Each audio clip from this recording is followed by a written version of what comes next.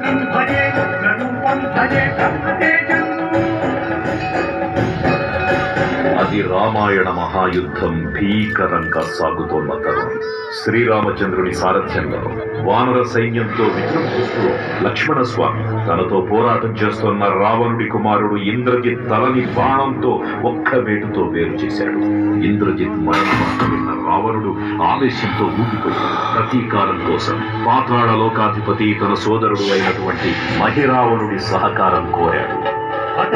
ప్రభాతంబు సాయంత్రమీ రామ సంకీర్తన చేసి నీ రూపు వర్ణించి నీ మీద చేయని మూర్తి గావించి నీ సుందరం పెంచి